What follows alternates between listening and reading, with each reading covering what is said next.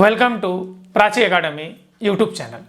पिछले झारखंड जीएस के क्लास में हम लोगों ने झारखंड के प्रमुख राजवंश में नागवंश के जो राजा थे भीमकर्ण और फेनुकर्ण राय के बारे में डिटेल से स्टडी किए थे। आज हम लोग नागवंश के प्रमुख राजा में जो उसके आगे का राजा है उसमें से एक राजा पढ़ेंगे जिसका नाम है हमारा शिवदास कर्ण। कौन है? शिवदास कर्ण। और शिवदास कर्ण का जो कार्यकाल है मेरे भाई वो है हमारा 1367 से 1389 ईस्वी तक का है। ठीक है, 1367 एडी से 1389 एडी तक का है। ठीक है, और ये जो शिवदास कर्ण है ये तुगलक वंश के समकालीन है। मतलब कि जब दिल्ली सल्तनत में तुगलक वंश का शासन था, दिल्ली सल्तनत में किसका शासन था? तुगलक वंश का शासन था। उसी समय हमारे झारखंड पर नागवंश का शासन था। ठीक है, और ये जो शिवदास कर्ण है ये फिरोज शाह तुगलक, किसके समय? फिरोज शाह तुगलक के समय झारखंड पर राजा थे। ठीक है, अब ध्यान दीजिएगा, फिरोज शाह तुगलक जो है कुतुब मीनार पर बिजली गिरने पर कुतुब मीनार का 2 फ्लोर टूट गया था, तो कुतुब मीनार का जीर्णोद्धार भी किसने किया था? हमारा फिरोज शाह तुगलक ने किया था। और ध्यान दीजिएगा यहाँ पे फिर शिवदास कर्ण ने, झारखंड का जो नागवंश का राजा है शिवदास कर्ण, ये जो है गुमला में हापा मुनि मंदिर का निर्माण कराया था। गुमला में कौन सा मुनि? हापा मुनि मंदिर का निर्माण कराया।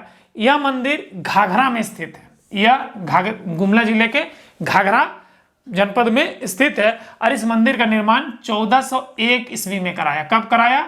1401 ईस्वी में, याद रखिएगा। तो हापा मुनि मंदिर कहाँ पर है? घाघरा में है। ये कहाँ, किस जिला में पड़ता है? गुमला जिला में पड़ता है। इसका निर्माण कब हुआ? तो 1401 ईस्वी में हुआ। इस हापा मुनि मंदिर में भगवान विष्णु की प्रतिमा स्थापित किया गया। किसका इस मूर्ति स्थापित किया गया? भगवान विष्णु का मूर्ति स्थापित किया गया तथा इस मंदिर का शुद्धिकरण के लिए मराठा ब्राह्मण, ध्यान दीजिएगा, सियानाथ देव, मराठा ब्राह्मण सियानाथ देव को बुलाया गया और इसका मूर्ति का क्या शुद्धिकरण किया और मंदिर का स्थापना किया हमारा। तो ठीक है, शिवदास कर्ण जो है हमारा किसके समकालीन है? फिरोज शाह तुगलक के समकालीन है। ठीक है, यह गुमला में कौन सा मंदिर का निर्माण कराया? तो हापा मुनि मंदिर का निर्माण कराया। हापा मुनि मंदिर कहां पर स्थित है? तो हमारा घाघरा में स्थित है। कब बना? 1401 ईस्वी में बना। इस मंदिर का शुद्धिकरण किसने किया? तो इस मंदिर का शुद्धिकरण सियानाथ देव ने किया, जो एक क्या था? मराठा ब्राह्मण था। इसके बाद एक राजा आता है उदयकर्ण। ठीक है, इसके बाद एक राजा कौन आता है? हमारा उदयकर्ण आता है।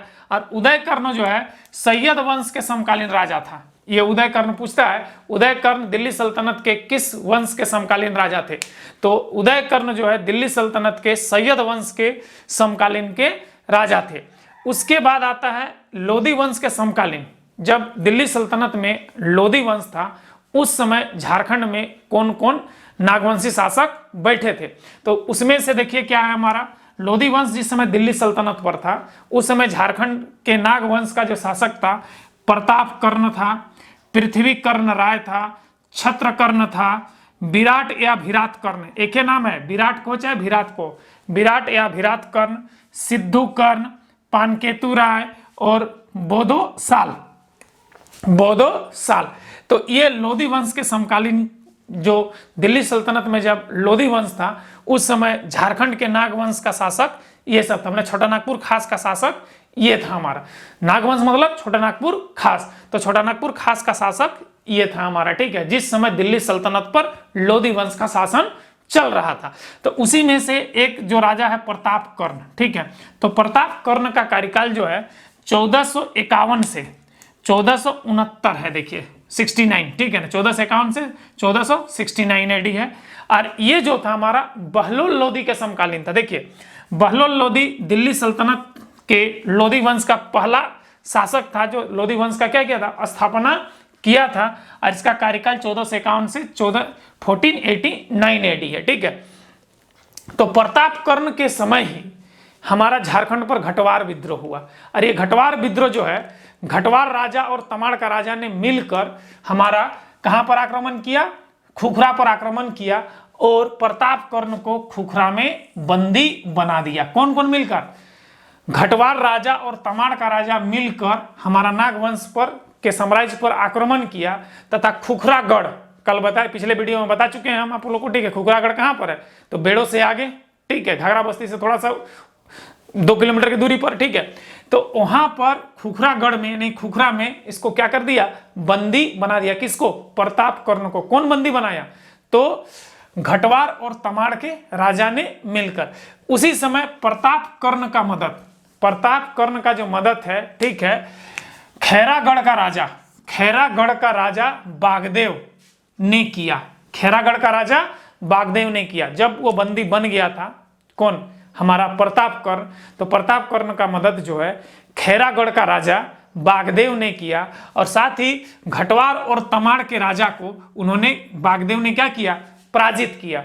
बागदेव ने घटवार और तमाड़ के राजा को क्या किया, पराजित किया। उसके बाद इन लोग के बंदी से, ये लोग जो बंदी बना के रखे थे तमाड़ के राजा और घटवार का राजा, ठीक है, किसको, प्रताप कर्ण को उस बंदी से छुड़ा दिया, ठीक है ना, बंदी से छुड़ा दिया। तो जब नागवंशी राजा प्रताप कर्ण जब घटवार राजा और तमाड़ के राजा के बंदी से छूट गया, तो खुश होकर बागदेव को कर्णपुरा क्षेत्र उपहार स्वरूप दे दिया कि भाई तुम मेरे को मदद किया तो ये क्षेत्र तुम रख लो। तो वो कर्णपुरा क्षेत्र प्रताप कर्ण को प्रताप कर्ण जो है खुश होकर कर्णपुरा क्षेत्र किसको दे दिया, बागदेव को दे दिया। इसके बाद अगला राजा जो बनता है हमारा, ठीक है, वो छत्रकर्ण है, जिसका कार्यकाल 1469 से 1496 से। तो इसके समय पर दिल्ली सल्तनत पर लोधी वंश का तो शासन था ही, साथ ही साथ कौन कौन राजा था इसके समय में, तो बहलल लोधी का अंतिम समय और सिकंदर लोधी का शुरुआती समय के समय पर ये छत्रकर्ण हमारा बैठा था। कहां पर, छोटा नागपुर खास पर बैठा था। उस समय दिल्ली सल्तनत पर, मतलब कि बहलल लोधी का कार्यकाल थोड़ा दूर पकड़ा था और सिकंदर लोधी का कार्यकाल, इसका जो उत्तराधिकारी था उसका कार्यकाल को पकड़ा था हमारा, ठीक है।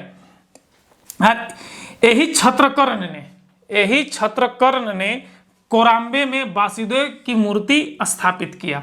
कोराम्बे में वासुदेव की मूर्ति स्थापित किया। याद रखिएगा, कोराम्बे को झारखंड का हल्दी घाटी भी कहा जाता है, ठीक है ना। ये क्वेश्चन अक्सर पूछता है, झारखंड का हल्दी घाटी किसको कहा जाता है, तो कोराम्बे को। तो इसी कोराम्बे में छत्रकर्ण ने वासुदेव का मूर्ति क्या किया, स्थापित किया। किसका मूर्ति, वासुदेव का मूर्ति स्थापित किया। आप ध्यान दीजिएगा, ये मूर्ति स्थापित करने के बाद, छत्रकर्ण के बाद, ठीक है, झारखंड में की चैतन्य महाप्रभु, जिसको हम लोग निमाई पंडित कहते हैं, ठीक है ना। तो निमाई पंडित का जन्म होता है हमारा कहां पर, ये एक निमाई पंडित का जन्म 18 फरवरी 1486 में नदिया जिला के नवद्वीप में होता है। तो मैं नदिया, अभी पहले उसका नाम क्या था, नवद्वीप था, आज के डेट के नाम इसका क्या है, नदिया है। 1486 में नदिया में इसका क्या होता है, चैतन्य महाप्रभु का जन्म होता है। और इनका मृत्यु कहां पर होता है, 15 जून 1534 को पुरी में होता है, ठीक है। तो चैतन्य महाप्रभु यानी निमाई पंडित, ठीक है। तो इसका और बहुत सारा नाम है, ध्यान दीजिएगा, निमाई पंडित, विश्वंभर मिश्र, गौर हरि, गौर सुंदर, गौराड़ और क्या है, महाप्रभु। याद रखिएगा, जो चैतन्य महाप्रभु थे ये वैष्णव संत थे। कौन सा संत थे, वैष्णव संत थे। और इन्होंने गौड़ीय संप्रदाय का स्थापना किया। और जब नदिया जिला से ये भजन कीर्तन करते हुए जब पुरी की ओर जा रहे थे, तो उसी समय जब कोराम्बे पर पहुंचे, तो कोराम्बे में छत्रकर्ण द्वारा स्थापित वासुदेव का मूर्ति को उन्होंने देख लिया, ठीक है। देखने के बाद बड़ा वो खुश हुए, बड़ा अच्छा लगा जगह उनको। तो उसी समय वहां पर चैतन्य महाप्रभु रुके थे।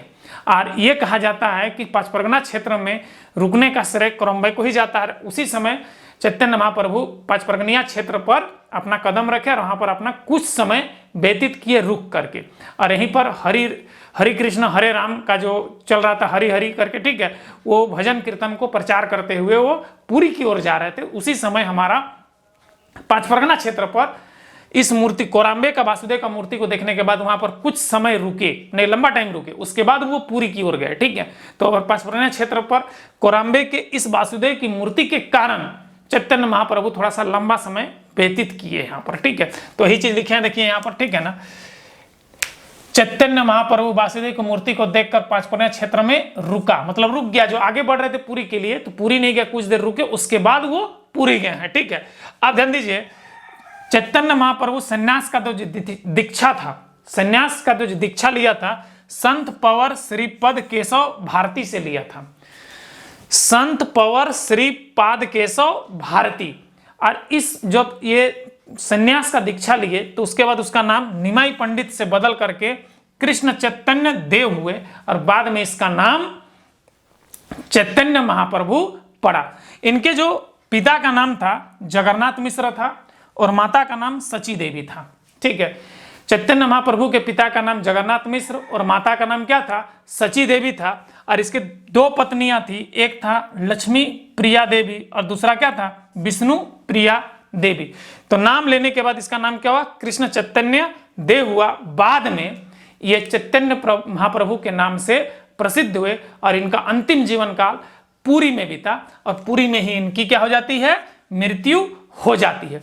आपको मैं चैतन्य महाप्रभु के बारे में इसलिए बताया कि छत्रकर्ण ने जो वासुदेव की मूर्ति स्थापित किया कोराम्बे में, जिस कारण से चैतन्य महाप्रभु का पैर झारखंड के पांचवर्गनिया क्षेत्र पर बहुत देर तक रुका और यहाँ पे बहुत दिन तक वो गोसाई संघ का स्थापना करने के बाद, ठीक है, किए थे। और उसका जो हरे कृष्ण हरे राम का जो भजन करते हुए जाते, इस कीर्तन का प्रचार हमारे पांचवर्गनिया क्षेत्र में किए और आज भी हमारे पांचवर्गनिया क्षेत्र में इस कीर्तन को देखने को मिलता है हर जगह। जैसे कि बुंडू में नवरात्र लगा है तो नवरात्र में भी इसी चीज का कीर्तन हो रहा है।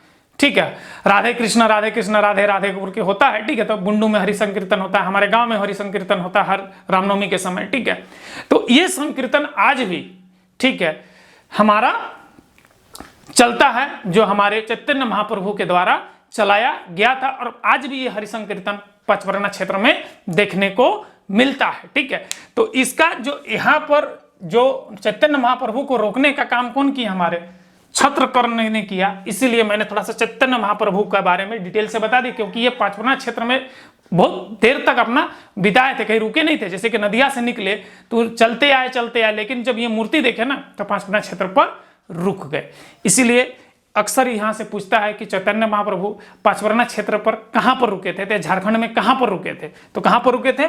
कोराम्बे में रुके थे और यहीं पर हरे कृष्ण हरे राम, ठीक है, फिर राधे कृष्ण जय राधे, ठीक है, ये जो उनका सॉन्ग था और जो विष्णु भगवान का प्रचारक कहा जाता है, ठीक है, वैष्णव धर्म का। ठीक है, और वैष्णव धर्म में गौड़ीय संप्रदाय का जो नींव रखे और इन्होंने गोसाई संघ का स्थापना की है। ठीक है, तो ये पूछता है क्योंकि झारखंड की धरती पर इनका पैर रुका था। किसके कारण रुका था?